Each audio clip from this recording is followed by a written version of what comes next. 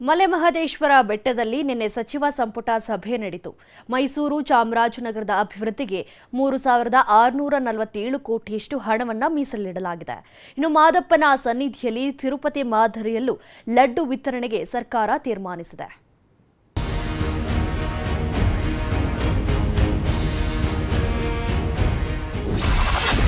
ಮಲೆಮಹದೇಶ್ವರ ಬೆಟ್ಟದಲ್ಲಿ ಸಚಿವ ಸಂಪುಟ ಸಭೆ.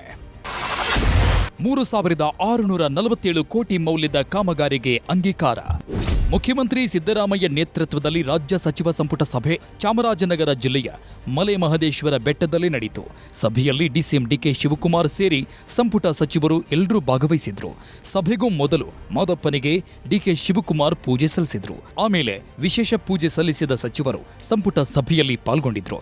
ಸಭೆಯಲ್ಲಿ ಮೈಸೂರು, ಚಾಮರಾಜನಗರ ಜಿಲ್ಲೆಗಳಲ್ಲಿ ಆಗಬೇಕಿರುವ ಅಭಿವೃದ್ಧಿ ಕಾರ್ಯಕ್ರಮಗಳ ಬಗ್ಗೆ ಸಮಗ್ರವಾಗಿ ಚರ್ಚೆ ನಡೆಸಿದ್ರು.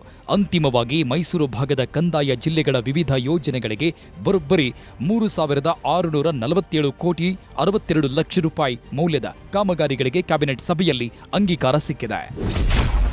ಸಣ್ಣ ನೀರಾವರಿ ಮತ್ತು ನೀರಾವರಿ ಇಲಾಖೆಗೆ 1,787 ಕೋಟಿ ಮೀಸಲು, ಪರಿಶಿಷ್ಟ ಜಾತಿ ವಾಸಿಸುವ ಪ್ರದೇಶದ ಅಭಿವೃದ್ಧಿಗೆ 203 ಕೋಟಿ, ಮಾನವ ಪ್ರಾಣಿ ಸಂಘರ್ಷ ತಡೆಗೆ 210 ಕೋಟಿ, ಚಾಮರಾಜನಗರ ಜಿಲ್ಲೆಯಲ್ಲಿ ಕುಡಿಯುವ ನೀರಿಗೆ 315 ಕೋಟಿ, ಆರೋಗ್ಯ ಸುಧಾರಣೆಗೆ 228 ಕೋಟಿ, ಕೊಳ್ಳೇಗಾಲದಲ್ಲಿ ಜಿಲ್ಲಾ ಆಸ್ಪತ್ರೆ ಮೇಲ್ದರ್ಜೆ, ಜಿಲ್ಲಾ ಪ್ರವಾಸೋದ್ಯಮ ಇಲಾಖೆಗೆ 300 ಕೋಟಿ ರೂಪಾಯಿ ನೀಡಲು ನಿರ್ಧರಿಸಲಾಗಿದೆ. ಹಾಗೆಯೇ ಚಾಮರಾಜನಗರದಲ್ಲಿ ಹೊಸ ಪ್ರವಾಸಿ ಮಂದಿರ ಸ್ಥಾಪನೆ, ಮೈಸೂರು ವಿಮಾನ ನಿಲ್ದಾಣದಲ್ಲಿ ರನ್ವೇ ವಿಸ್ತರಣೆ, ಮೈಸೂರಲ್ಲಿ ವೈಟ್ ಟ್ಯಾಪಿಂಗ್ ಯೋಜನೆಗೆ 391 ಕೋಟಿ, ಚಿಕ್ಕಲ್ಲೂರಿನಲ್ಲಿ ಮಂಟೆಸ್ವಾಮಿ, ರಾಚಪ್ಪಾಜಿ, ಸಿದ್ದಪ್ಪಾಜಿ ಅಭಿವೃದ್ಧಿ ಪ್ರಾಧಿಕಾರ ರಚನೆಗೆ ಸಂಪುಟ ಸಭೆಯಲ್ಲಿ ನಿರ್ಧರಿಸಲಾಗಿದೆ. ಉಳಿದಂತೆ ಹಾನೂರು, ಗುಂಡ್ಲುಪೇಟೆ ಅಭಿವೃದ್ಧಿಗೂ ಅನುದಾನ ನೀಡಲಾಗಿದೆ.